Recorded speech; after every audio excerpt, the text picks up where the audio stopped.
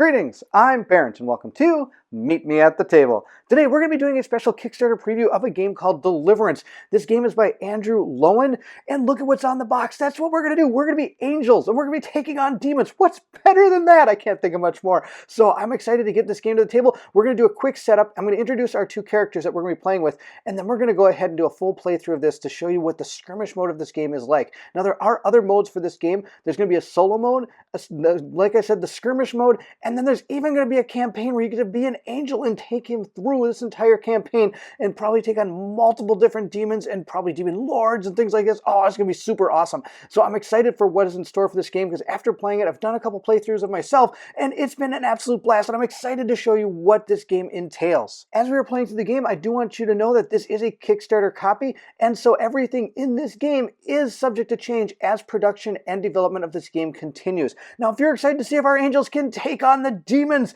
then I need you to meet me at the table.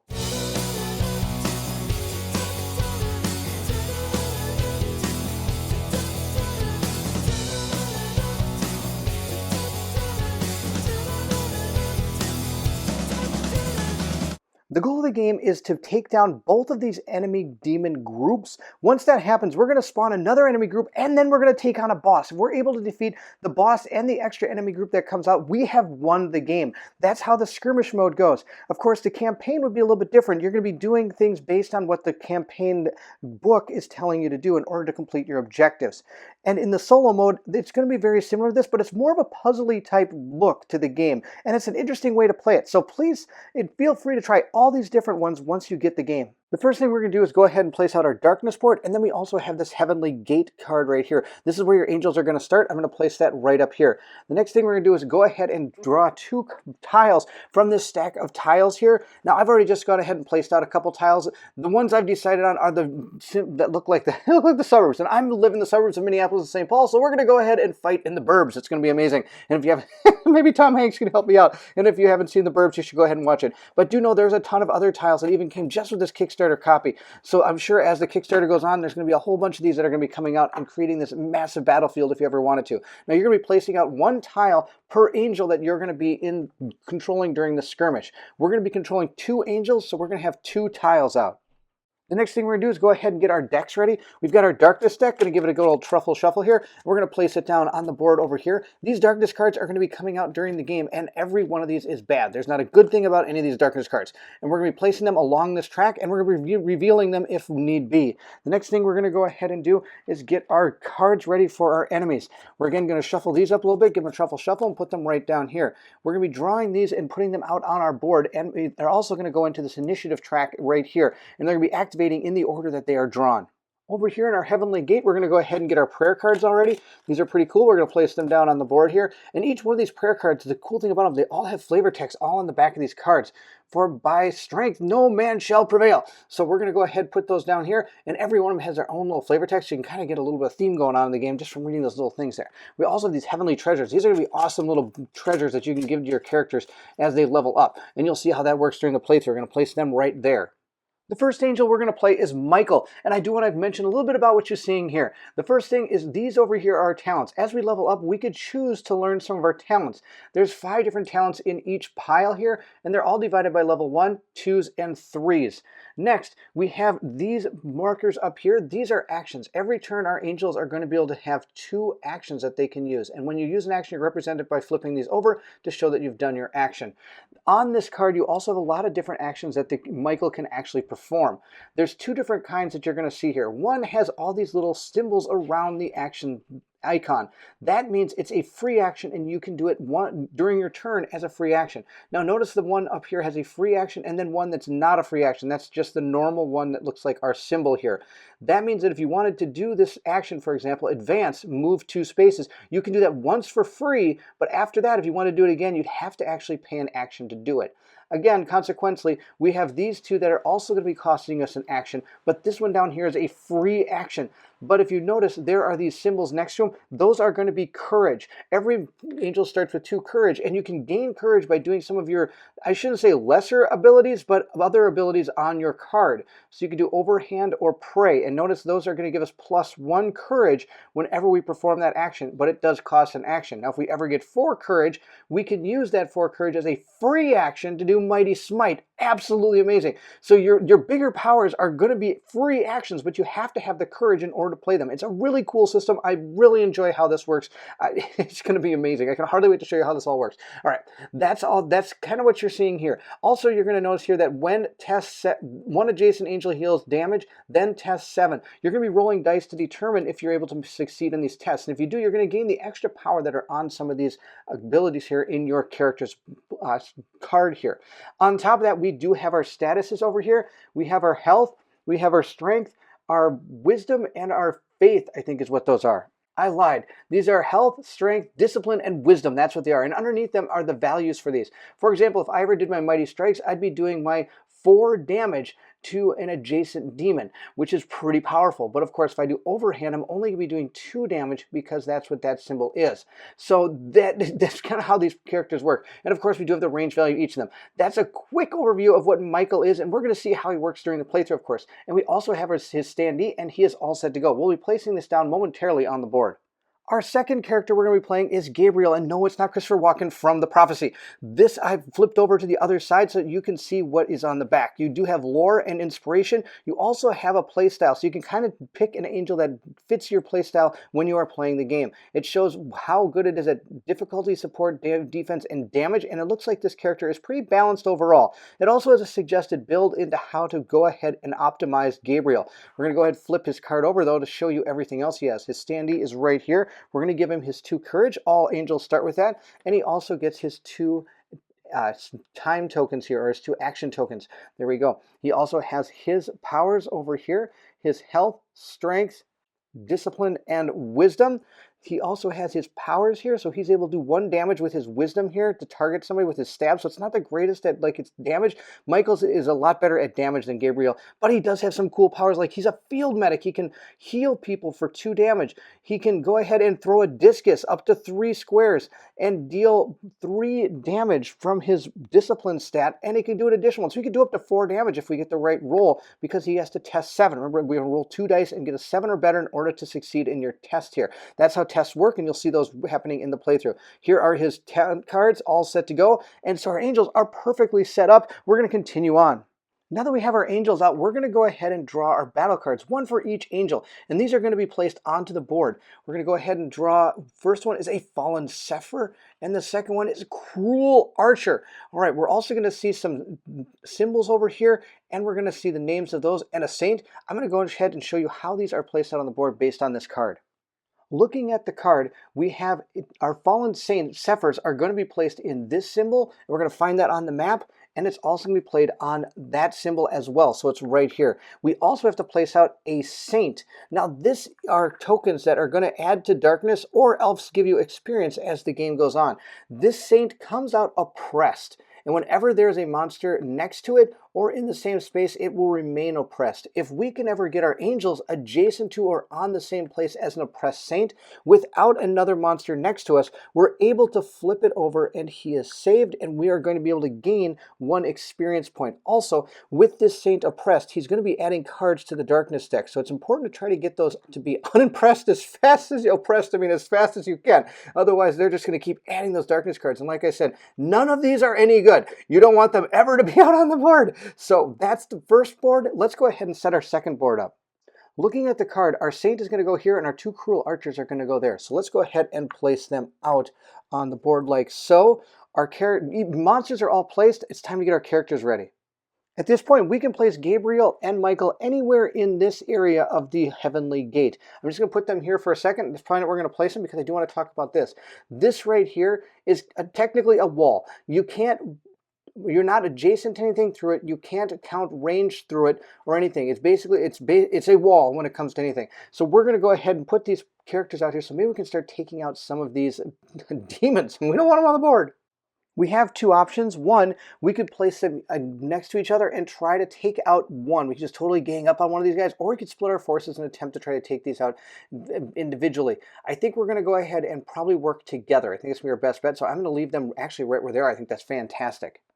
We're then going to go ahead and put our time tokens right here on these to signify when we use them. We can go ahead and flip them over to show that they've performed an action. I'm also going to take this. This is our experience tracker. I'm going to place this down on 0. If this ever gets to 1 plus the number of angels you have in your group, then you get to do group experience leveling up, which is great. So if we ever get to 3 experience, we're going to be able to level our characters up. And then once we spend the 3, it's going to go back to 0. If this ever goes above the 3, that's okay. When it comes to leveling up your characters, you're just going to drop it down by 3. So you could get multiple levels up in the same turn if you're able to take out a lot of angels at once, or sorry, demons at once, and maybe get some of those saints saved. I have our enemy cards all set up right here. There is, of course, an enemy card for every single one of those demons that are in that battle deck, which is pretty awesome. I do want to mention here now that you can also change the difficulty of this game by giving talents to the enemies. They have a deck of cards that are going to be able to give minor talents to each one of these enemies. We're not going to be playing with these today because I don't want to die in the first round. I'd like to show you a little bit more about the game. So we're going to go ahead and just play them as normal. I just want to quickly show you one of the cards. Right here it shows where you're going to be placing the health as you actually damage them. It's kind of cool, so they're not actually flying around the board and getting in the way. You put them right here on the card. It shows how much health they have. So they each have 7 health in order to defeat them, and when we do, we get 2 experience points. These are things that are going to happen automatically. This is something that's going to happen right when they activate. And then the other action they're going to be doing is going to be based on a die roll, which is pretty cool. So you never have know exactly what's going to happen. And the art in this game is awesome. Look at that guy. He's got arrows just hanging out and stuff. It's pretty cool. All right, so we're going to go ahead and put him back down. And of course, we have 2 enemies. We have the Fallen Sephir and we have the Cruel Archer, and both are going to play completely different. I'm excited to show you how this goes. We're going to go ahead and use our player aid to get ourselves going. Round order. To play a round of Deliverance, complete each step in the order below. In our darkness phase, we're going to go ahead and place 1 card per angel. So we're going to go ahead and first, these are going to come out face down. If you ever have to place a darkness card and there's no place to place it, then you're going to have to start flipping them up and you're going to be resolving what's on these cards. And if there's ever a time when all these cards are face up and you can't, and you have to draw other ones, you're going to be damaging your angels, which is going to be fantastic, not fantastic. Then we're going to also add 1 card per oppressed saint, but we're not going to do that in the first round. So we need to try to get to those saints as fast as we can and get them unoppressed. Then we're going to resolve drawing excess cards. Like I said before, we're going to flip face up or deal damage to our person. We're going to resolve each face up card with our lightning bolts, or else we're going to, and then discard it unless they contain the stay in play icon here. Then we're going to our action phase. We're going to go ahead and start by going to one of our angels first, and we're going to refresh action tokens. We're going to choose which one we want to go. So let's go ahead and take a look. We're going to start with Gabriel, so he's going to take the Angel Initiative token. That shows that he's the first person for this round. And then once he activates, it's going to be him, then a demon, and then it would go in clockwise order. But of course, we're playing with only 2 angels, so they're just going to go back and forth. Gabriel's first move is he's going to go ahead and do this action. It's a pray action. I'm allowed to draw 1 prayer card, then test 7+. On a success, I can cast down a darkness card, which means we could remove one of these darkness cards from the board. And then, or we could, of course, remove an affliction or revive a dead angel. Good things are we don't have any afflictions and we don't have any dead angels yet. Hopefully it doesn't happen. So I'm going to go ahead first and draw 1 prayer card. We're going to see what we get. These prayer cards are pretty awesome. This was an Uphold the Weak. Play on your turn as a free action. Target angel heals 2 damage. If that angel has at least 7 damage counters after healing, they also gain 3 shields, and you may cast down a darkness card. This is going to be a fantastic card to hold on to for later. Now, another thing I want to talk about is basically there's a rule of 5 in this game. You can never have more than 5 prayer cards, 5 shields, 5 of really anything, of course, except damage. He has a 14 damage, so you can take more than 14. But 5 is your max for a lot of the different elements in this game. After that is done, I'm also going to go ahead and gain 1 courage. So we're going to put that here, giving ourselves 3 courage. Then we get to go ahead and test 7. So we're going to roll our angelic dice here and see how it goes. We're looking for a 7+, and we got an 8. That's fantastic. So we're going to go ahead and grab 1 more courage, meaning that I can flip this over to a 2. That's the end of Gabriel's turn. And we're going to, oh, no, it's not. What am I talking about? That's the end of his prayer action. He's going to go ahead and use one of his actions to do that. That is done. Now he can do as many free actions in the turn as he wants. So he could do this as a free action, flight, he could move once as a free action, field medic as a free action, discus throw as a or shield discus as a free action, which I think he's going to do next. It's only going to take 2 courage, so I'm going to go ahead and throw my discus. We're going to get rid of our 2 courage, and we're going to deal damage to a demon equal to 3. Then we're going to test 7. On that success, we're going to deal 1 additional damage. So let's go ahead and do that. Before we throw the discus, I should have at least looked where I was. I'm 1, 2, 3 squares away. Everything in this game is counted orthogonally. So you have to be able to get the 3 range, and I can't. So we're actually going to use our flight as a free action first, which we're able to move up to 3 spaces according to our character card. So we're going to move 1, 2 to right here. When moving, anything in this game, like I said, is orthogonal, but you can move over anything you want to. You can't stop in a space where something is unless it's a saint. You can stop in the space where a saint is because you're in kind of a angelic corporeal world where they're in the real world. So they don't actually, you don't actually really physically interact with these with the saints that are on the board. So he's going to do his free move to there. Now he's going to go ahead and throw his shield, meaning he's going to go ahead and do 3 damage to that cruel archer and then roll his test.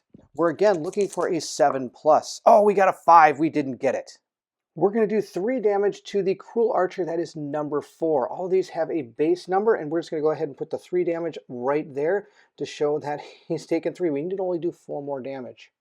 From where Gabriel is, he could go ahead and do another shield discus, which I think is what we're going to do. But the second time he does it, or any other time during his turn, other than the first one, which is free, he does have to pay his action right here. So we're going to go ahead and flip our token, and then I do again have to pay the 2 courage in order to activate his test. But he's going to go ahead and again deal 3 damage to that cruel archer and potentially do 1 more damage. Let's see how it goes. I'm looking for a 7+. And I got a 9, so that means he did 1 extra damage, which means we're going to be able to do 4 damage to that archer.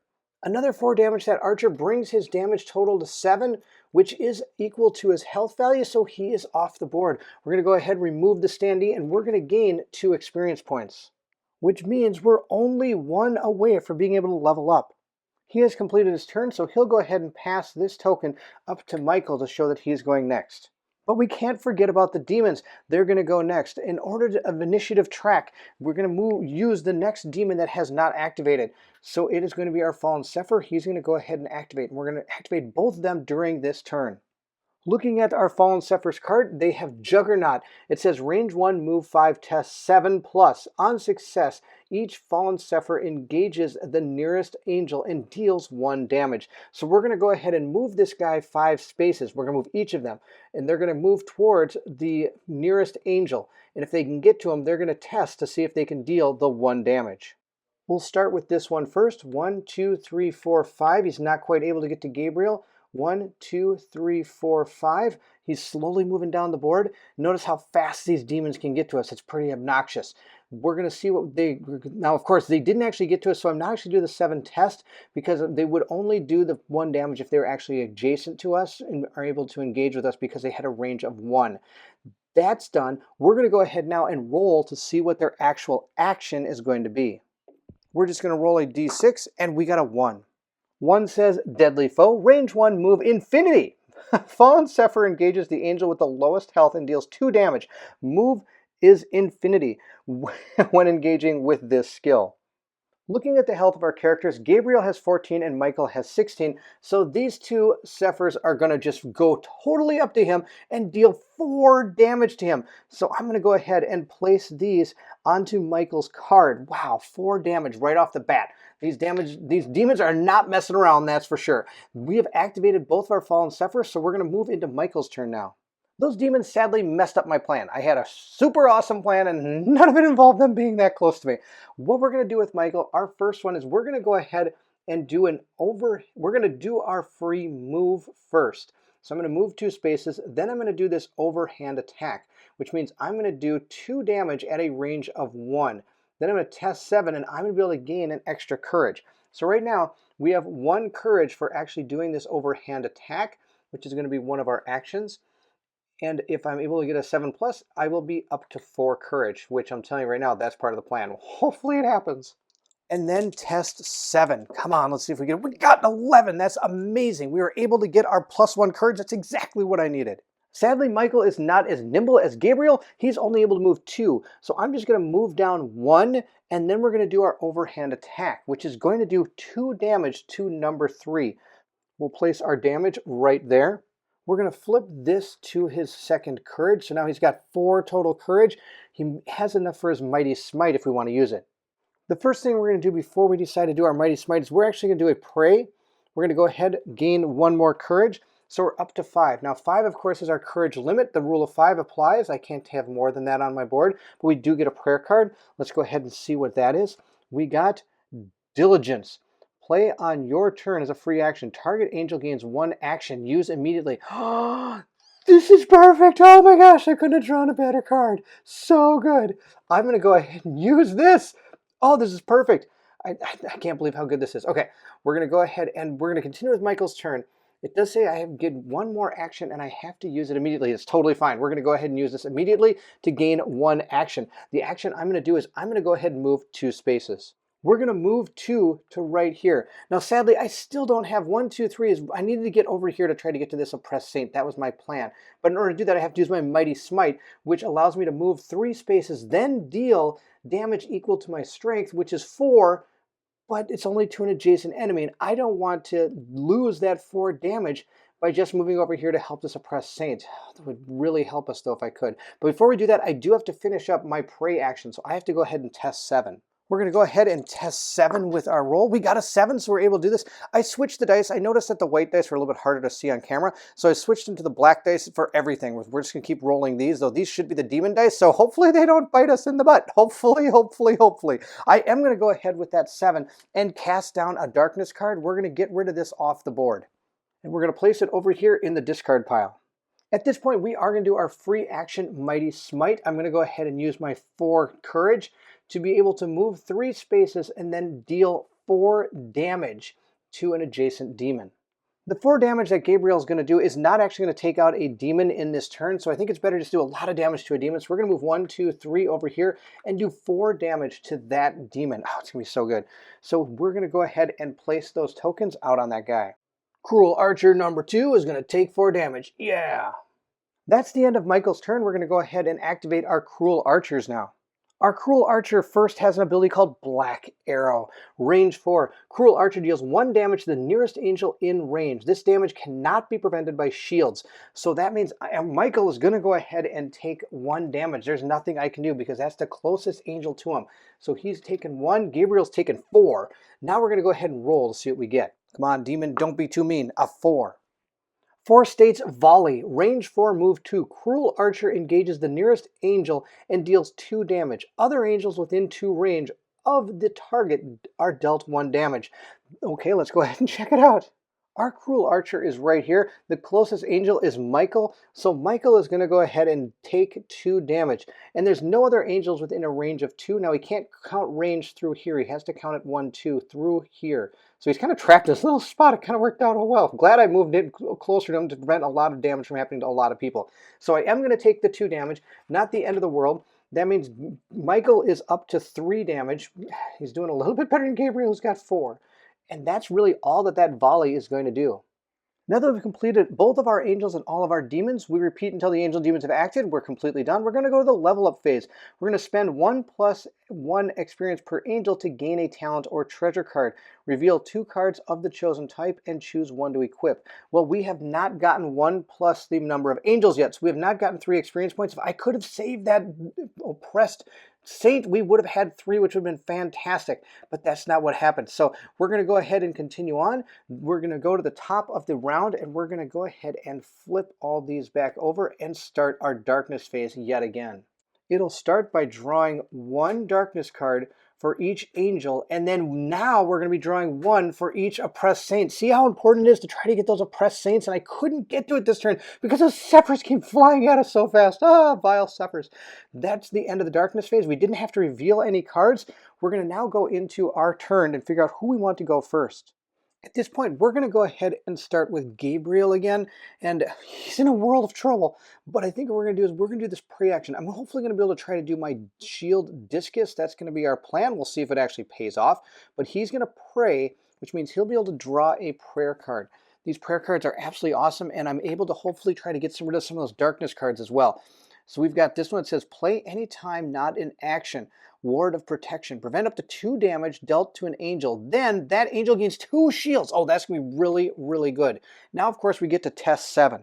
Let's see if we're able to get rid of one of those darkness cards. We got the 7. That's enough to go ahead and cast down one of our darkness cards. So we're going to go ahead and put that in the discard pile. Gabriel's going to go ahead and gain 1 courage from doing that, and he's also going to count that as one of his actions. He gets a free move, which he can move up to 3 spaces. For his free action, he's going to move 1, 2, 3 to right here. And for his last action, he's going to go ahead and pray again. That way I can get more courage to him and he can start throwing his discus and things like that. So we're going to gain 1 more courage and we're going to go ahead and draw a prayer card. Let's see what we have here. Play on your turn as a free action. Angels each heal 1 damage for each prayer card in your hand, including this one. If this is your only card in hand, each angel may also remove an affliction. Wow! I told you these prayer cards are amazing. So I can go ahead and just play this right now. Angels each heal 1 damage for each prayer card in your hand. So I've got 3 prayer cards in my hand, so I'm able to heal 3 damage, which is great. Michael's also going to heal 3 damage, so he's at full power. That's absolutely out of control. I'm going to go ahead and discard Communion then, because we did use it. Now I also still have these 2, which I can use as well. Uphold the Weak, I can heal damage, but I'm not going to. And I also have this Ward of Protection that if I get hit, that's going to help a lot. Oh my gosh, that was absolutely an amazing card to get. And he's got 2 courage now. I'm going to just go ahead and switch that out. He's completed his turn. We're going to go over to our demons and see what they do. Our first demon to activate is going to be that Fallen Sepher. Oh man, here we go. There's 2 of them out there. The first thing he's going to do is Juggernaut. Range 1, move 5, test 7. On a success, each Fallen Sepher engages the nearest angel and deals 1 damage. So he's going to move 5 to try to engage with as many angels as he can, I guess. The nearest angel, that's going to be that's going to be poor Gabriel again. He can't get away. These demons are going to go ahead and slide over here just like that, and they're going to test 7. Hopefully they don't get a 7 or better. Oh no, they got a 10. Well, that damage we just healed, I just got 2 back. Now we're going to roll to see what they actually do for their action. A 1. Oh, we saw that one before. Deadly Foe. Fallen Sepher engages the angel with the lowest health and deals 2 damage. Move infinite when engaging with this skill. So they're going to stay right there and again do 4 damage to Gabriel while he's just getting pounded. Here's what Gabriel's going to do. He is going to go ahead and use his protective ward. I'm going to prevent 2 of that damage, which means I'm not going to take any from the first hit. Then I'm going to gain 2 shields. So we're going to go ahead and place 2 shields on him. Now I'm going to hit by the second Fallen Sepher, which is going to go ahead and do 2 damage. Your shields are able to soak up damage until it's gone. Of course, if it says it doesn't, if shields don't help you, then you're not going to get any help from them. But we were able to just not take any damage, but I did have to use that prayer card. With the Sephers done, we are going to go ahead and pass our token over to Michael, and it's his turn. Michael's got a big giant sword. It's time for him to use it. We're going to start by going ahead and using his overhand attack, which is going to go ahead and deal 2 damage, and I get to roll and test 7, and I might possibly get an extra courage. I do get 1 for doing this attack, though. And we'll be targeting the Cursed Archer. We'll hopefully be able to take him off, and then they won't even activate. Here's our roll to see if we get more courage. We got a 9, so we're going to get that extra courage. The attack is going to do 2 damage, and he's got 1, 2, 3, 4 right now, so he's going to take 2 more, bringing him to 6. Now, sadly, that didn't kill him, but we'll see what we can do in order to rectify that situation. Michael does gain 1 more courage, so he's at 3 courage. We did spend 1 of his actions in order to do that, and well, I could still do my free move, and I think we're going to go ahead and do that first. Here's our horrible predicament. We have a character here with only 1 damage left. I would like to take him out, but sadly, I don't think that's going to happen. I've got these 4 darkness cards. If I don't get to this saint and am able to get him protected, then he's going to stay oppressed and add an extra darkness card, and that's going to be bad. I'm going to start flipping these. So what I'm going to do is I'm actually going to do my free move to move up here for 2, And I'm going to go ahead, and now our saint is going to be protected because we are adjacent to him and no other demons are adjacent to him as well. This is going to give us one more experience point, bringing it up to 3. Then with my last action, I'm going to go ahead and flip our token, and we're going to do another pray action to be able to draw a card and gain a courage. We have gotten cast down 1 darkness card, then search, then each angel gains blessed. Wow, that's a fantastic one too. Angelic preaching, play on your turn as an action. So I can sadly not play it right now, but that's okay. We do get our extra courage, bringing us to 4, and then I get to test 7. We need to get this roll to get those darkness cards off. We got an 8. Yes, that gets that darkness card off of there. Let's go ahead and cast this thing down. Oh, you're so gone. We're now going to activate our next demon, and it's going to be our Cruel Archer. Sadly, I left our archer with 1 health. I could have attacked him, but I really thought getting that saint protected was going to be way more important, because not only does it get rid of the ability for us to draw more darkness cards, but it also gives us 3 experience points, so we'll be able to level up at the end of this. We do start with our black arrow here at a range of 4, which deals 1 damage to the nearest angel in range, which is going to be either one of our angels, so we get to go ahead and choose. Then we're going to go ahead and do our action, and we're going to see what happens. If we count range from our Cruel Archer, 1, 2, 3 to him, and 1, 2, 3 to Michael, either one of these people could take the damage. I'm going to go ahead and have Michael go ahead and take 1 damage. He has taken none so far, so I think he'll be okay. Let's go ahead and see what he does. We're going to roll our die and see what he does. He got a 2. Let's go check it out. Our Cruel Archer is going to do a ability called Ribcage Quiver. Range 4, move 2. Cruel Archer engages the nearest angel and deals 2 damage, then deals 1 to himself. Oh, wow, that's super cool. That is super thematic. I got to move these show tokens just to show you how awesome this is. So he's physically pulling one of these arrows out of his ribcage and firing at us. Oh my gosh, that's absolutely super cool. So let's go ahead and take care of that. At the end of his activation, the Cruel Archer is actually going to die because he has 6 health on himself already, so 7 will take him out, and we're going to go ahead and take, 2 damage to the nearest angel. Again, both of them are equidistant. I'm going to go ahead and hit Michael again. Michael's going to go ahead and take the 2 damage. And one thing I want to mention that I totally missed is I could have done my Mighty Smite after I had finished both of my actions. You can do as many free actions on your turn. Even after you've done your 2 actions, you're still allowed to do free actions until you consider your turn completely done. I'm going to go ahead and remove this because we don't know who's going to go next. But our Cruel Archers have completed their turn. Let's go ahead and do our level up. Since we were technically able to kill the Cruel Archers, we're going to go ahead and remove their card, and we're going to gain the 2 experience for killing that second archer. Or actually, I guess he killed himself by pulling out the arrow. That's amazing! We're going to go up to this level up phase now. Spend 1 + 1 XP per angel to gain a talent or treasure card. Reveal 2 cards of the chosen type and choose 1 to equip. So we're going to go ahead and spend our 3 experience, 1, 2, 3, bringing it back down to here. Now, if we can go and protect that other saint, before we're able to take out these Zephyrs, we could go ahead and gain another set of level ups, and hopefully we'll take these Zephyrs out. But they're so close to us, we might have to deal with these Zephyrs right now. Or who knows, I might fly Gabriel over to that saint. While we do our level up, I'm going to try 2 different strategies and see how it goes. First one is Gabriel can go ahead then and either A, grab 2 from the talent that he is the lowest in. So for example, you'd start with 1. Then if you have your first level talent, you'd go to 2 and 3 and so on and so forth. Or you can go ahead and draw from the Heavenly Treasure deck 2 cards, keep 1, and discard the other one. So I think what we're going to do with Gabriel's, I'm going to go ahead and grab 2 of these talents. We're going to see which one we want. And for Michael, let's try the Heavenly Treasures. We're going to go ahead and see what we get. We got Courier. Once during your turn, test 7+ on success. You choose an angel to draw a prayer card. Oh my, that's so good. And we got Stinging Gladius. Upgrade, range. Stab deals 1 bonus damage to each demon within 2 range, including your original target. So, well, stab only does 1. So it's going to do 2. I think this one's so much better. Check this out. Plus, if I can get a 7+, I get a prayer card every turn. Oh my gosh, that's awesome. So that's Gabriel's upgrade. Michael, on the other hand, is going to go ahead and grab 2 Heavenly Treasures and see which one of these he wants to keep. He's got Saul's Leggings. Penalty, you may not move into or through spaces containing demons. But I'm going to gain +1 to all of these stats, which would mean he would be attacking with his overhead attack for 3. He'd be healing for 3. He would have 17 total health. The other one I could choose is Writer's Inkhorn Weapon. Test 9+, deal 1 damage to a demon in 2 range. Use only once per round.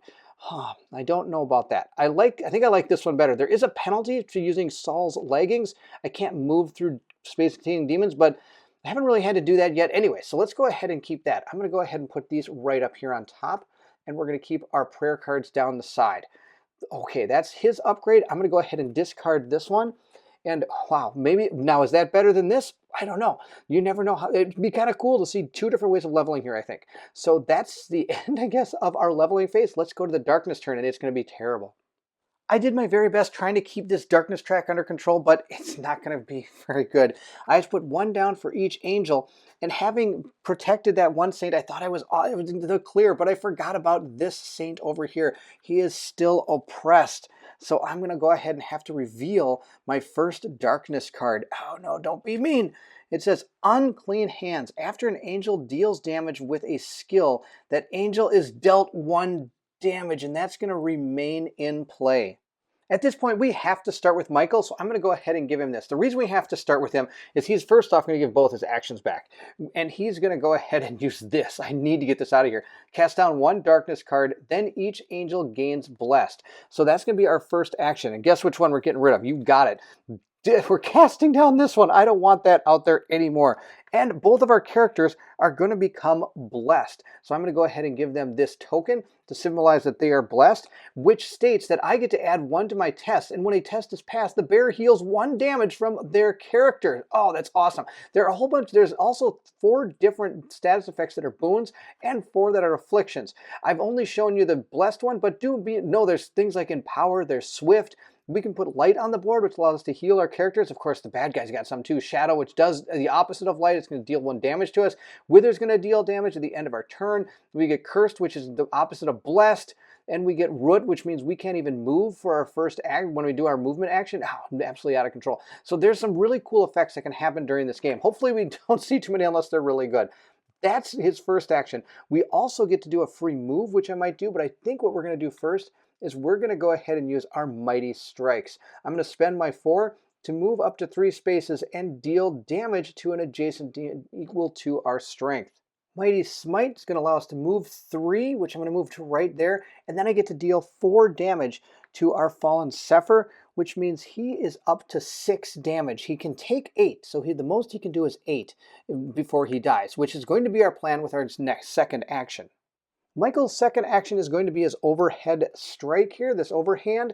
The problem is I really want to do a prey action to try to get that darkness again off the board, but I'm just not going to be able to do it. It's going to be super sad.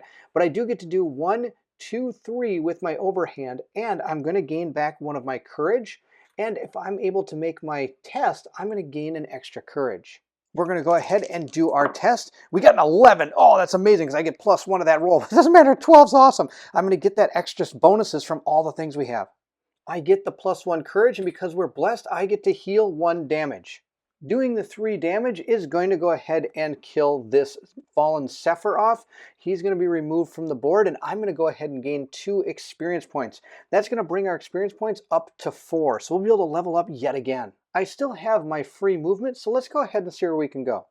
Since Michael has more health than Gabriel, he's going to go ahead and move 2 right up next to that fallen Sepher, so he could hopefully take the damage this time, because poor Gabriel's been picked on this entire game. The fallen Sepher is the only enemy available to activate, so we're going to go ahead and see what he does. The Juggernaut ability is a move 5, test 7+ to do 1 damage to the angel that is nearest to him. So both of us are right next to him, so all he needs to do is roll 7+ to hit one of us for 1 damage. I'm hoping he gets like a 4. He got an 8. Oh, he's going to do 1 damage. So I'm just going to go ahead again and have Michael take the damage because I want him to start soaking up this damage. He's got way more health. Now we'll roll to see what he's going to do to us. We got a 6. 6 says Blade Master, range 1, move 5. Fallen Sepher engages the nearest angel and deals 4 damage. Okay, well I didn't mind Michael taking damage, but 4? That's out of control. Taking 4 damage is going to bring him up to 7. With our Sepher done, we're going to go ahead pass our token over to Gabriel. Now it's his turn. Gabriel's first action is going to be his Courier. It is a free action, so he's going to go ahead and test 7 to see if he can draw a prayer card. And I am going to choose Gabriel for the prayer card. 7+, come on. Oh, I got a 4. I didn't get the free prayer card. Barf. The next thing Gabriel's going to do is he's going to go ahead and pray. So he's going to gain a courage and draw a prayer card. Since I didn't get my free one, I might as well draw one. Let's see what we get. Divine Barrier. Play on your turn as an action. Each angel gains 3 shields. Oh, so good. All right, we're going to put that right here, and I bet I'll be doing that next turn. That's his first action. I'm going to go ahead and flip his token. He does have one more action, but he also has a free move. So I think he's going to move first. Gabriel's going to move 1, 2 to right there. Next, he's going to go ahead and use his shield discus. So I'm going to discard 2 courage, another free action here at the range of 3. I'm going to go ahead and deal 3 damage, and on a test of 7+, I'm going to be able to deal 1 additional damage. Let's go ahead and make our test. Now, I only did 6 because he is blessed. Oh, and he got a 7. That's perfect. So he's going to deal 1 additional damage, and he gets to also heal 1 damage off of himself. Fallen Sephir has gone ahead and taken 4 damage. With his final action, I'm going to go ahead and just move 3 spaces. Gabriel's 3 movement, 1, 2, 3, is going to put him adjacent to that oppressed saint, and we're going to be able to protect him as well, so we're going to gain another experience point. We're going to move our marker up to 5. And with all of our activations complete, we're going to go into our level up phase. So 1, 2, 3, I'm going to drop that back down and we get some more cards. Gabriel's going to go ahead and grab his talents. So he's going to go ahead and get the next level of talents. He gets to draw 2 and keep 1. He has found Prayer Warrior. Whenever you use a prayer card, deal 1 damage to a demon, and that has unlimited range. And he draws prayer cards all the time, especially if he can get that going. Oh, that might be a neat combo. Next, we got Prayers of the Saints. Once during your turn, you may discard any number of prayer cards to gain courage for each card discarded this way. Oh man, that's also really good. I could be firing off my discus or my field medic even more. This is a super tough choice. I think we're going to go with this one. Whenever you use a prayer card, we're going to go ahead and do that. I think that's going to be a better one. I could be totally wrong.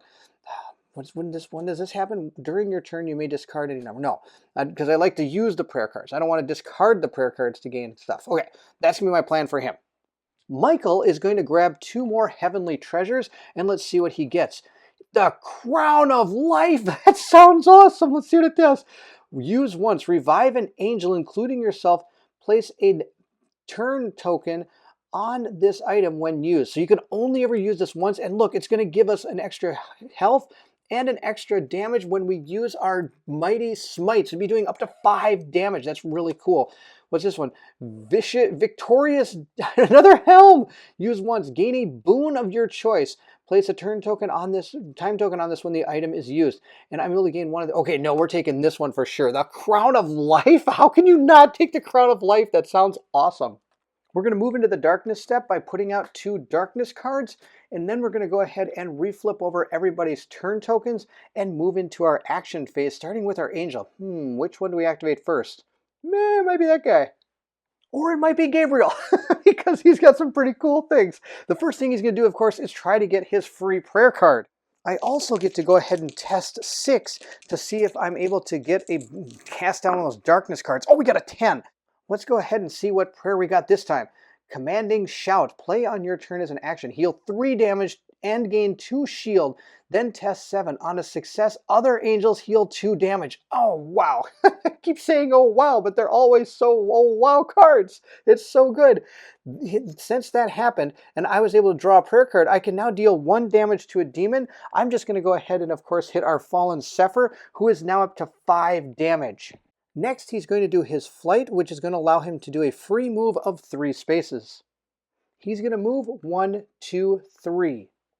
I still have my 2 actions, and the first one I'm going to do is I'm actually going to go ahead and use my prayer card over here so that each angel can gain 3 shields. So we're going to put 1, 2, 3 on Gabriel, and then we're also going to put 3 over on Michael. So both of our angels are a little bit more protected.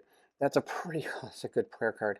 Then I'm going to go ahead and use my pray action. I'm going to go ahead and do that, gain my courage. I'm going to go ahead and roll a test and hopefully get rid of a darkness card.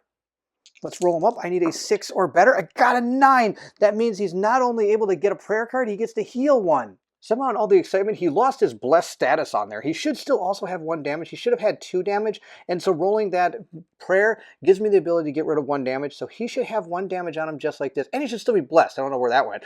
We're going to go ahead now and get rid of this courage, though. We're going to spend 2 courage to throw our shield discus at this guy. Let's see if we're able to deal the 1 additional damage. We're going to roll up our dice. And we got a 10, so we got the extra damage. And more importantly, I healed that 1 damage that I have left on him. So Gabriel's actually at full power with 3 shields. Doing 3 damage will defeat the Fallen Sephir. He only has 8 health, so we have defeated all the demons that are on the board. And I do get my 2 experience points. Our tracker is going to move up to 4. Doing our prayer action, I did actually forget to grab my prayer. Let's see what we get. Play at any time, not an action. When a demon would deal damage to an angel, that demon must first test 8+ on a failure, prevent that damage. Oh, that's going to be really good, I think, coming up. As soon as you're able to defeat the final demon in the first round, you are going to remove all status effects from the characters and map tiles. So I'm going to lose my blessed stat from both of my guys, which is sadness. We're going to discard all the face down darkness cards. Thank goodness we cast that 1 down. We'll put them into our discard pile. The next thing we're going to do is remove all saint tokens from the map tiles. So those are going to be removed. We're basically setting up for our boss battle at this point. Any remaining actions that have not been used at this point, you get to turn into one of the 4 following. Gain a courage, cast down a face-up darkness card, heal 2 damage, or draw a prayer card. For how much I would love to draw a prayer card, we're actually just going to heal 4 damage on Michael to bring him back up to 3 damage. At this point, our angels get 1 free level up, and also if you're able to level up based on the experience trap, you get to do that as well. So we get 2 level ups right here. Gabriel is going to go ahead and grab his 3rd level talents. Let me give him a little quick shuffle here and see which 2 we get. We're going to grab these 2. They're going to be awesome. I don't know what they are. It's going to be Timely Message. I can pay 2 courage. Once during your turn, use 1 card from the prayer discard pile. After using that card in the manner, place it at the bottom of the prayer deck. That sounds awesome. Glory of the Messenger. The first pray skill used on your turn is a free action. Wow, I'm totally taking that because he prays all the time. That is so good. We're going to eat your heart out, Christopher Walken. This is a praying machine. For Michael's first upgrade, he's going to go ahead and grab a heavenly treasure. And let's see what he gets. Glowing shofar. It's a weapon. You and all other adjacent targets may move 1 space. Use only once per round. That's one option. It's a free action. I also gain +1 to my strength. Or I can use the Branch of David. Test 9, heal 1 damage from a target angel. Use only once per round. Oh, it's only going to give me 1. I was hoping for something to give me more than that. Oh, this is a tough choice because I could gain more damage, which would be pretty... I think that's going to be pretty good. We're going to go with the damage because this guy's going to be able to do 4, 5, 6 damage with this attack. Of course, I do need the courage to do it. So we're going to grab his 2nd one. We're going to go ahead and do another heavenly treasure. Now, he can only have 5 of these. So once I get to a 5th one, I have to start taking his experience points. Oh, look, only 1 again. Whenever you destroy a demon, you heal 1 damage. That's not too bad. Or a flaming saber. Pay 2 courage, gain 1 action, use only once per round. I get to gain an action. Oh, that's really good too. I think we're going to go ahead and do that. Look at this. This guy's out of control. He's got 3. He's doing 7 damage with his attack. Of course, the problem is that's the one I have to power up to hit. Gabriel does get 1 more upgrade, and he's going to have to gain a heavenly treasure because we're already at full power. Now, when you play through the campaign, only certain treasures will be available from what I understand, and we'll see how the campaign works as the actual campaign happens during the Kickstarter, but I'm really pumped for a campaign being able to play as some of these angels. It's going to be super fun. I'm super excited. All right, our first one is the Plate of New Life. If damage would cause you to be defeated, first prevent that damage, then destroy this card. Wow. Death Sting. You deal 1 bonus damage to targets with an affliction. Nothing I have really does afflictions, but check this out. I'm going to get +1 to this skill, which is the one that allows me to move, and it's also the one that deals damage when I throw my discus. So my discus can get up to 5 damage, or I can gain this, which will increase my stab ability. I don't really know. I think we're going to take Death Sting. The next thing we have to do is go ahead and draw cards from the battle equal to the number of angels on the map with 1 following caveat. One of them is going to be from the Prince battle cards. So here's our Prince battle cards, and here's our regular one. So our regular enemy is going to be a masked evil. We're going to go ahead and put him down here. And then our Prince, this is the boss we're going to fight. Which one is it? It's going to be Dieva. All right, fantastic. I probably pronounced that wrong. So we're going to go ahead and place these out on the board. And we're going to remove this deck because these are just all the different bosses. And just to show you who they are, look at this. We got Baal, Legion, the Euphrates Frog, and Aristocrus and Herod, and of course I can't pronounce the one I put out on the board. All right, so we're going to go ahead and look at their stat cards and place them up here on the map. Our masked evils are going to go here, and our other masked evil is going to go right there. I don't see that symbol on there. So we're just going to put the saint where it's supposed to be, and then we'll put the masked evil up here. Our oppressed saint is back here. We have another oppressed saint hanging out over here in the street corner. And now we're going to go ahead and place our boss. We're going to place him over into his area. He's going to start right here, right next to Gabriel. But our oppressed saint is actually starting right next to Michael, which is pretty awesome. So when Michael starts, he's just going to be able to help that saint. This is our masked evil. Again, 8 health, just like our Cephers. It has an ability here that says Wayward. If multiple masked evils are in play on their turn, perform 1 action for each, rolling and resolving actions 1 at a time. So unlike everything else we fought, we're actually rolling every time to see what they do. So it's going to be different each time for each person. That's kind of cool. I like the idea of having actually different actions for each of the masked evils. Then we got the Prince of Persia. Here he goes. Look at this. He's got 2 things that are going to happen right away. He gets to do 2 actions a turn. Oh man, well, he's not a boss for nothing. He does only have 21 health. Now, some of the other bosses, actually, as you fight them, they're going to be more powerful based on the number of angels you have on the board. For example, some of these like Legion, if you had 3 characters, it would be 47. He would have more health. So a lot of these bosses do have, he doesn't have that. So there must be something that makes him more powerful no matter how many angels are on the board. Let's go ahead and check out Cloud Cover. It says each demon gains 1 shield, then he gains 1 additional shield per angel. Oh, that's how he's going to keep us from actually totally obliterating him. He's going to gain shields each time. Then he's going to use Dust Devil, which is, of course, is unlimited. Angels are dealt 1 damage per shield on his card, divided however you choose. Oh, we got to keep his shield total down. It does, look at this. It does say it can go beyond the 5 limit of how many shields he can have. Then he gets his 2 actions, and we're going to see how those play out as we play. I'm reading what actually happens. There's only one thing left to do, and we have to set the Prince deck.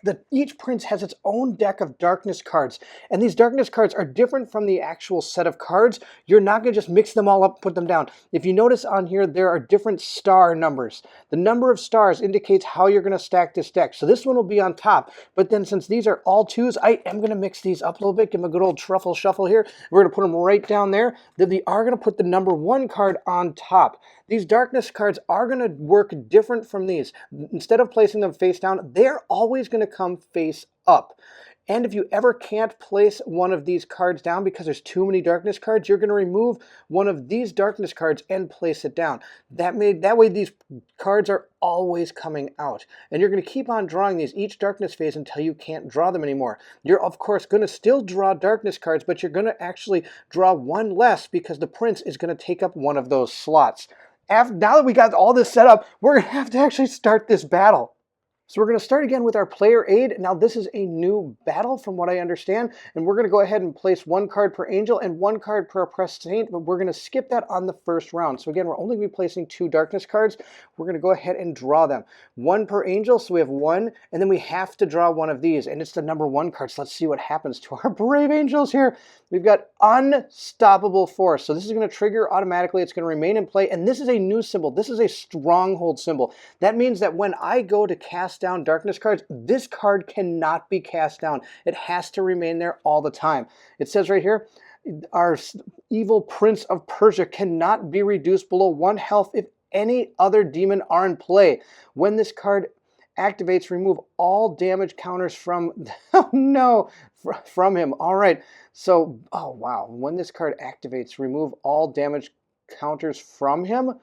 Are you kidding me? He cannot be reduced below 1 health any other demons in play. And when this card is activated, so it's going to activate every turn. So I have to actually do 21 damage in 1 turn. I don't know if we're going to do 21 damage in 1 turn. And we can't actually touch him until we get rid of these other. Well, we can hurt him, but he can't be reduced below 1. And every turn it looks like he's going to go ahead and heal himself all the way back to full, which is absolutely devastating.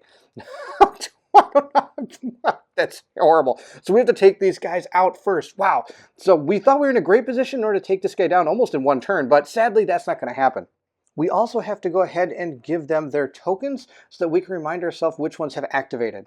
The first character we're going to use is Gabriel. He's our prayer master. We're going to start right here, of course, with Courier. Once during your turn as a free action, I can go 7+ to try to get one of these prayer cards. Come on, Gabriel. Let's get that 7+. We got an 11. He gets a free prayer card. Let's see what card we get. We've got You Shall Not Fear. Play this on your turn as a free action. Target angel gains +1 courage, 2 shields, and swift. Oh, that's going to be perfect. Oh my gosh, I can't believe how perfect that is. So that's the first thing we did, and it's free because of that. Next, we're going to go ahead and do a pray action. And I've got this skill right here, Glory of the Messenger. Your first pray action used on your turn is a free action. So I'm going to go ahead, gain 1 courage for my pray action, and I get to go ahead and grab a prayer card. So let's see what our prayer card is. It is Frosted Blades. Play this on your turn as a free action. Your next strike this round deals 2 additional damage and afflicts your target with root. If targeting multiple demons, choose only 1 target to apply its effect. Right, that'll be fantastic. If we want to go for some killing blows, that's going to be the card to use. We have 5 prayer cards. That's the most we can have, so we're at our limit there. But what I'm going to do now is go ahead and test 7 to see if we can cast down a darkness card. Time to cast down a card. Oh, we got a 5. We didn't get to cast down a darkness card. Gabriel's going to use his free move action at this point. Now, he does get +1 movement because he has this symbol on one of his heavenly treasures. So he's going to move 1, 2, 3, 4 to right there. Now, sadly, I'm not in range. Remember, you have to attack orthogonally, but that's okay. Next, we're going to go ahead and play our You Shall Not Fear. Target angel gains 1 courage, 2 shields, and swift. So here's his 1 courage, 2 shields, and he also gains the swift ability. This allows him to move 1 additional space when they use their movement. The bear may add 1 additional space to their movement. So he's going to be able to move 3 spaces whenever he goes ahead and move, as long as he remains swift. Having used this prayer card, I'm going to go ahead and be able to deal 1 damage to a demon with unlimited range. We're going to choose demon number 4. I would have gone ahead and used our prince, but you know, with that card out there, I can't actually damage him until these guys are all dead. Gabriel's now actually going to do an action. All the stuff we've done so far has been absolutely free, which is amazing. We're going to go ahead, turn his turn token over, and we're going to actually do a pray action, giving him 1 courage. So we're going to go up to 2. I guess I could have just flipped that token. That's okay. We're going to draw 1 prayer card. Yeah, you can't get enough of these prayer cards, man.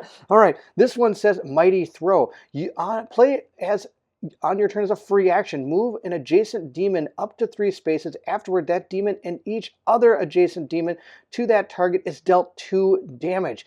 Oh, that's going to be perfect. All right, we're definitely probably going to use that. That's his first action. Let's go ahead probably and play this card. Sadly, this is where I made my blunder. I should have prayed back here when I was over here because I'm not adjacent to this demon, so I can't actually use my Mighty Throw, which is absolutely terrible. But we are going to use a move action to go 1, 2, 3 over here so we can protect this saint and gain an experience, bringing our experience up to 2. I do have some more free actions I could probably still do. We're going to flip our token over to signify that we've done our second action. Now I can still do free actions, and I do have 2 courage. I'm thinking Shield Discus is the way to go. And before we do that, I am going to go ahead and play this one, Frosted Blades. So I'm able to get the 2 additional damage and afflicts your target with root. So if we're not able to take a demon out, we're at least able to do the additional 2 damage. Let's go see how this will all play out. First off, we're going to use this action. So I'm going to do 4 damage because I get the extra +1 here. And I'm going to test 7, and on a success, I will deal 1 additional damage to the target. Counting our spaces, 1, 2, 3, we're going to go ahead and hit the Masked Evil number 2. Come on, 7+. And we got a 10. We did get the 7+. We do the additional damage. We're going to go ahead and do 3 + 1 is 4 + 1 is 5 damage with this card. So we're going to put our 5 damage here, and then we get to do 2 more damage from our frosted card. So we've done a total of 7 damage. And then because we played a prey card, we get to do 1 damage to a demon and unlimited range. We're going to do it to this one. That's 8 damage. We're going to go ahead and gain 2 experience. Oh, we took that guy out in 1 shot. Our experience tracker is going to go up to 4. We're going to remove our demon from the board. We're going to go ahead now and activate our Masked Evil. Super glad I took one out. If we look at the Masked Evil's card, she has an ability called Wayward. If multiple Masked Evils are in play on their turn, perform 1 action for each, rolling and resolving actions 1 at a time. Now, of course, there isn't any, there's only 1. So we're going to go ahead and roll our action die and see what happens, see which one we get. Let's roll our 1 die and see we get a 4. We have Deadly Gambit. Reveal the top 2 cards of the Darkness deck. The angels suffer 2 damage for each revealed activation icon. Divide however players choose, then discard those cards. Let's go ahead and draw our 2 Darkness cards and see what we get. We did not get an activation icon. Oh, there's an activation icon. I have to discard both of these, but we do have to take 2 damage, split up how we see fit. Michael has the most shields. I'm just going to go ahead and have him take the 2 damage by removing the shield token. The demons have finished their turn, so I'm going to go ahead and go into Michael's turn. Michael gets his free movement. He has Swift, so he can move up to 3 spaces, but I'm only going to move 2 over to this side, which means I'm able to protect this Saint. He is now protected. I'm going to gain an extra experience points, bringing my experience points up to 5. With Michael's first turn, he's going to go ahead and pray. I know I pray a lot, but those pray cards are awesome, and I get an extra courage, which is going to be fantastic. Bring my courage value up to 4. Let's go ahead and check out our pray card. We're going to be able to gain this one. It says, Humility of Lions. Play as a free action on your turn. Demons adjacent to you are afflicted with Cursed. You and other angels adjacent to you heal 1 damage and gain Blessed. Oh my gosh, I need to get both of us adjacent to each other. That's going to be amazing. I might be able to make that happen. I don't think I can, but at least not on this turn. That's okay. We've prayed, so we've gained our extra courage, and we've used one of our actions. As a free action now, I'm going to go ahead and use Mighty Smite. I can move up to 3 spaces, then deal damage to a demon equal to my strength. Now remember, my strength is 4, 5, 6, 7. Oh, it's going to be a massive strike. But before we do, I have to test my pray to see if I'm able to get that 7+. We got that 8. So I'm going to be able to get rid of one of these darkness. I'm going to cast this card down. Now remember, this one has a stronghold symbol on it, so I'm not able to cast that one down, but that's okay. We're just going to go ahead and get rid of the darkness card that was already there. Michael's going to move 1, 2, 3, actually 3 right there, adjacent to this character, and we're going to do that 7 damage. The Masked Evil already has 1 damage on her, and she has a maximum of vitality here, or health, of 8. So she's totally dead in 1 shot because that thing does 7 damage. Taking her out gives us 2 more experience points. We're going to go ahead and remove the card, meaning we only have the boss left. Oh, no, I hope we can take on this Prince of Persia. I do have 1 more action, so I'm going to go ahead and spend this to pray again, getting that another prayer card. Oh, this is so good. Let's see what we got on this round. Prophetic Ward. Play on your turn as a free action. Look at the top 3 cards of the prayer deck. Draw 1 into your hand. Place 1 on top of the prayer deck and the other discarded. Oh, wow. That's so... Actually, I'm going to play that right now. I'm going to look at the top 3 cards, and I'm going to go ahead and put them in any order so the next player coming up can decide what they want. Oh, this is going to be so good. We have Major Heal. Target angel heals 3. This is a free action. Powerful Lunge. Play on your turn as a free action. Move up to 3 spaces. Adjacent demon suffers damage equal to your highest stat value. That one's going on top. And add or subtract 3 from the test. Then target angel gains 1 shield. Yeah, this one we're going to discard. I don't think I really need any healing. I've got some healing already in my hand. We're going to put these back. I get to put 1 in my hand, right? Look at the top 3. Draw 1 into your hand. Place the other one on the top of the prayer deck. Wow, I could do this. I could do 7 and 7. That's 14. Yeah, I'm going to take this card into his hand. He's got to deal all this damage. We're going to put this one back on top, meaning this one's going to hopefully be drawn by Gabriel next turn if you decide to activate him first. Otherwise, I could activate him first and get the extra shields. That's going to be the end of Michael's turn. All the other free actions he has causes has to be. I have to have courage, and I don't have any courage. I do get 1, though. I get 1 for being able to pray. So there's my 1 courage for that. I also could go ahead and test our 7, but there's no need to because there's no darkness cards that I can get rid of. I can't remove any afflictions, and none of our angels are defeated. That means it's time for the Prince of Persia. Here we go. The first thing he's going to do is go ahead and activate his Cloud Cover. It says each demon gains 1 shield, then he's going to gain 1 additional shield per angel. So he'll get the 1 shield for being a demon, and he's going to get 2 more because there's 2 angels on the board. Then he's going to go ahead and use Dust Devils. Angels are dealt 1 damage per shield on him, divided however the players choose. So we're going to take 3 damage, divided how we want to do it. Then he's going to be able to do 2 actions. We're going to go ahead and roll these actions. But first, let's take our damage. I think I'm going to go ahead and have Gabriel take 2 of the damage, and I'm going to have Michael take 1 of the damage. So we've gone ahead and removed 3 shields. That leaves Gabriel with 1 shield and full health, and it leaves Michael with 2 shields, but he's taken 3 damage. Let's roll up our first action. It's a 2, and I'm going to roll his second action right now. If it makes a big difference, we'll come back and roll it again. And he got a 5, so we're going to activate him in that order. 2, then 5. 2 is Storm Chaser, range 1, move infinity. Prince of Persia engages the furthest angel from his current space and deals 3 damage. And then I'm going to have to do another one, which is going to be number 5, Stormbringer. Each angel is dealt 2 damage. Okay, so we're going to first move him infinity and then deal 3 damage to, I believe it's going to be Gabriel because he's the farthest. Then we're going to go ahead and do 2 damage to everybody. Gabriel's going to go ahead and take 2 damage because he can soak up 1 with this shield. Next, he's also going to go ahead and grab 2 damage from the Stormbringer. So he's taken all the damage from this guy. Michael's going to take 2 damage from Stormbreaker, and he's going to go, Stormbringer, sorry, and he's going to remove his shield tokens. This guy also gets to move adjacent to the farthest angel, which is Gabriel. So he's right up there, but I think I can get down here hopefully and help him out. Before we move to the darkness turn, I did forget we're supposed to level up. So we can go ahead and 1, 2, 3, 1, 2, 3. We get to level up twice. Oh, this should really help us out.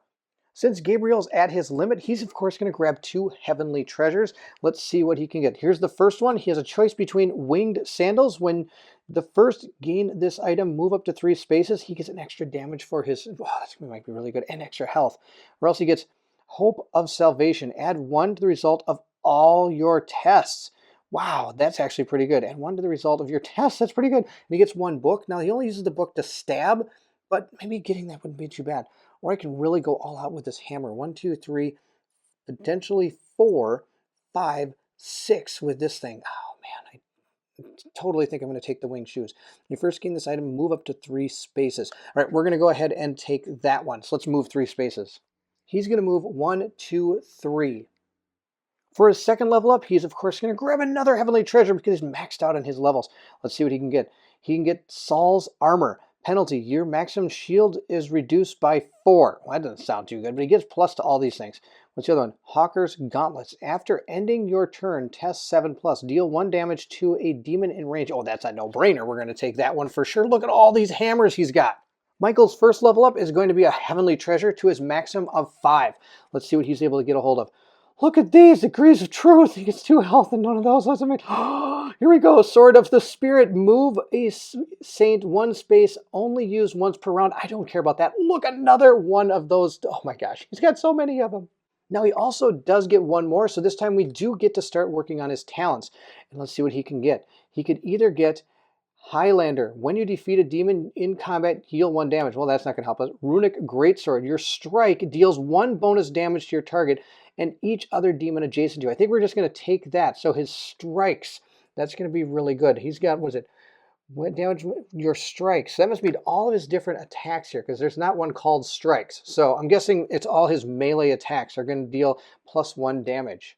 With that complete, we're going to go ahead, flip our tokens and get them ready and draw our darkness card, 1 for each angel on the board. And we've saved both the saints, so we don't have to worry about them, but here's our second card from him. It is Unnatural Wind. He uses Stormbringer. Afterwards, test 10 and add 1 to the result for each angel. On success, draw another Prince card. Oh no, if it has an activation, it activates immediately. So this is only going to activate and then it's going to go into the discard pile, but I'm going to leave it here to remind myself of what we have to do. The first thing I have to do is take 2 more damage, which means I'm going to flip this over to a 5 and remove these 2. He's taken 6 of his 14 health just in 1 turn. Michael is also going to take 2, so we're going to go ahead and flip that to a 5.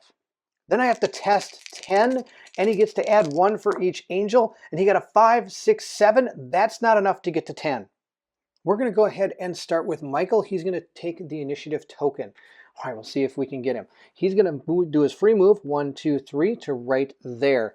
Then he's going to go ahead and play this card right here, Powerful Lunge.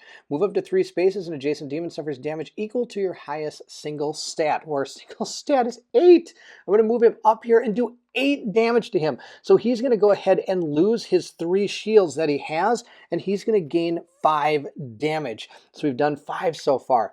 That hasn't even had a turn yet. That is a free action. He's going to continue on with his free actions. He's going to go ahead and play this. Demons adjacent to you are afflicted with cursed, and you and other angels adjacent to you are healed 1 damage and gain blessed. So I'm going to go ahead and give both of our characters our blessed tokens, and we're going to remove 1 damage, bringing Michael to 4, and it brings Gabriel to 5.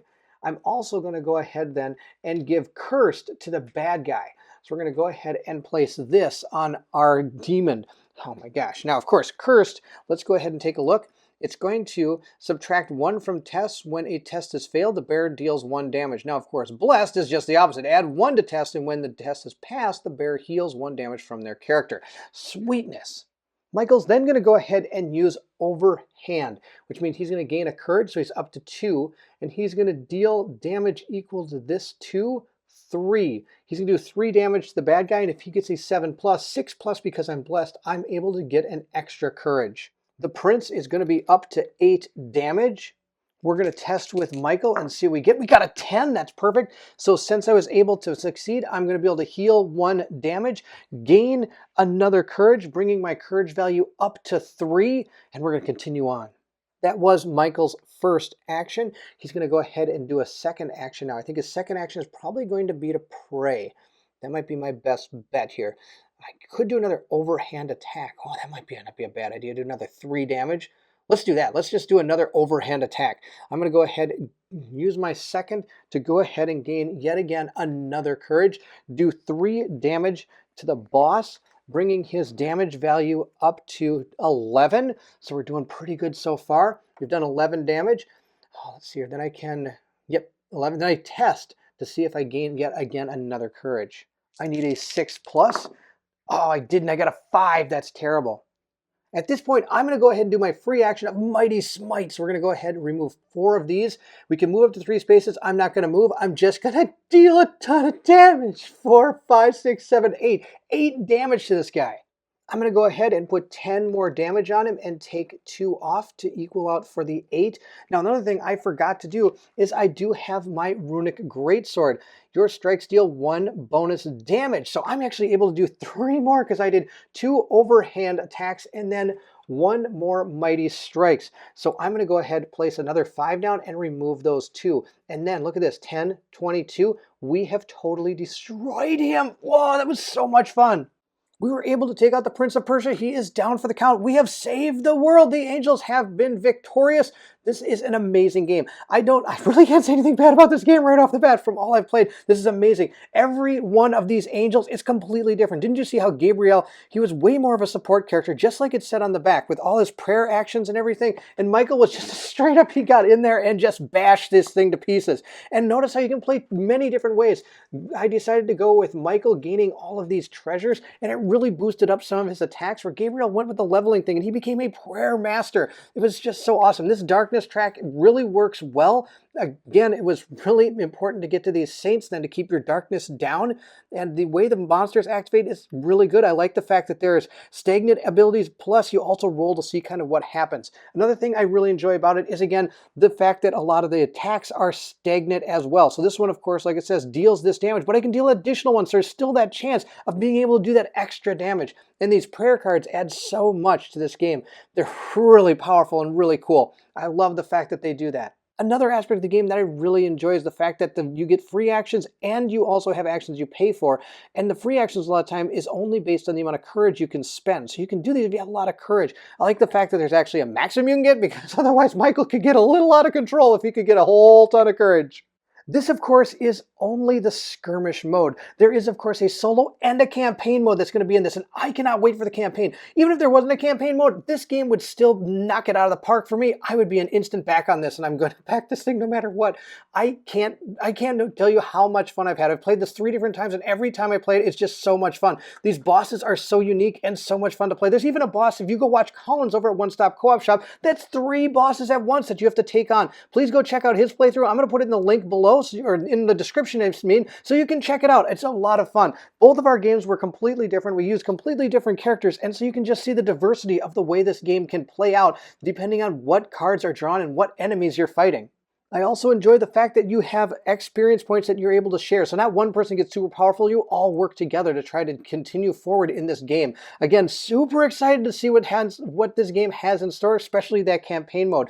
Please, if you enjoyed this playthrough, don't forget to like, subscribe, and hit that bell symbol, and also go check out that Kickstarter.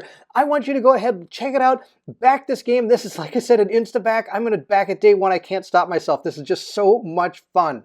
Also, please feel free to leave anything in the description below. I would love to hear from everybody. If you have any questions, I would be more than happy to answer them, or I can even reach out to the designer and he can help me answer some of the questions you have. Of course, the best way to answer them is to check out the Kickstarter page and see if there's any answers in the comment section or in any of the updates that they're doing for the game. This is super fun. Please go check it out. Thank you again for watching. And if you're excited to see what comes next, then I need you to meet me at the table.